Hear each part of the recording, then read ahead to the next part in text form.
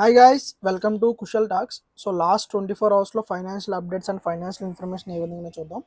So first news వచ్చేసి ఆ, ఈ డాగ్స్ గురించి అండి. సో సుప్రీంకోర్టు అయితే ఎవరైతే జంతు ప్రేమికులు ఉన్నారో వాళ్ళు అభ్యర్థన మేరకు అంటే రీసెంట్గా సుప్రీంకోర్టు ఒక ఆర్డర్ పాస్ చేసింది. ఏంటి, ఢిల్లీలో కుక్కలు తిరగకూడదు అని చెప్పేసి మున్సిపల్ అధికారులు ఆదేశించింది. అలాగే అది ఇండియా మొత్తం కూడా స్ప్రెడ్ చేయాలని చెప్పేసి చెప్పింది. కానీ వీళ్ళు జంతు ప్రేమికులందరూ డిమాండ్స్ పేరుతో ఇప్పుడైతే ఈ వీధి కుక్కలకి మనం డైరెక్ట్గా వీధుల్లో ఫుడ్ పెట్టడానికి లేదు. సో వాటికి సపరేట్గా షెల్టర్స్ గవర్నమెంట్ అనేది నిర్మిస్తుంది. సో అక్కడ ఆ వీధి కుక్కలు అనేవి ఉంటాయి. అక్కడ మాత్రమే మనం వాటికి ఫుడ్ కానీ ఏదైనా ఇవ్వచ్చు. సో వాటికి సపరేట్గా ప్లేసెస్ ఉంటాయి. ఆ సపరేట్గా ప్లేసెస్ అయితే ఇండియా వైపు నిర్మించబోతున్నారు. సో దెన్ మరి మీరు ఫుడ్ బహిరంగ ప్రదేశాల్లో కుక్కలకి పెడితే it's a crime and fine కూడా వేస్తారంట. సో అదైతే సుప్రీంకోర్టు అయితే నిన్న పాస్ చేసింది. అదొక మెయిన్ ఇంపార్టెంట్. సెకండ్ న్యూస్ వచ్చేసి టిక్ టాక్. సో రీసెంట్గా అవర్ ఫారెన్ సెంట్రల్ మినిస్టర్ జయశంకర్తో చైనా ఉంటారు కదా, చైనా మినిస్టర్ ఒక ఆయన మీట్ అయ్యారు.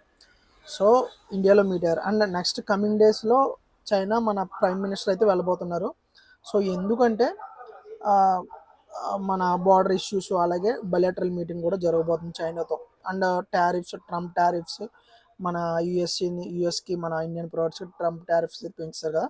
సో ఇవన్నీ కూడా ఒక ఇండియా చైనాతో మీట్ అవబోతుంది. సో దానికి ముందుగానే అయితే ఒక న్యూస్ అయితే వచ్చింది. అది ఏంటంటే tick talk. So tick talk అనేది ఇండియాలో రాబోతుందా? 2020లో టిక్ టాక్ అయితే బ్యాన్ చేశారు.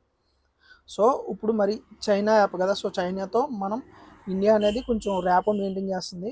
సో రీసెంట్గా విజిట్ కూడా జరిగింది కాబట్టి మేబీ ఇండియాలో మళ్ళీ టిక్ టాక్ అయితే రాబోతుంది నేను అనుకుంటున్నాను. సో దాని గురించి మీరేమనుకుంటున్నారు కింద కామెంట్ చేయండి. ఓకే, ఇవి లేటెస్ట్ అప్డేట్ న్యూస్. అండ్ అలాగే ఇంకోటి థర్డ్ న్యూస్ వచ్చేసి పార్లమెంట్లో ఒక బిల్ అయితే పాస్ అవబోతుంది.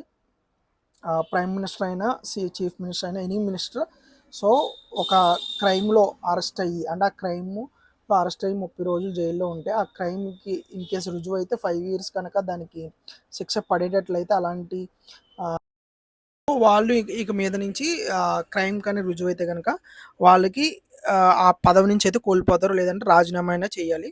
సో 30 days కనుక జైల్లో ఉంటాయి. ఈ బిల్ అయితే లోక్సభలో ప్రవేశపెట్టారు. బట్ అది అప్రూవ్ అవడానికి చాలా టైం పడుతుంది. ఇన్ కేస్ ఈ బిల్లు కనుక వస్తే కనుక చాలా పొలిటీషియన్స్కి ఇబ్బంది. ఓకే, దీని గురించి మీరేమంటారు కింద కామెంట్ చేయండి. వీడియో నచ్చినట్టయితే లైక్ చేయండి, సబ్స్క్రైబ్ చేయండి. Thank you.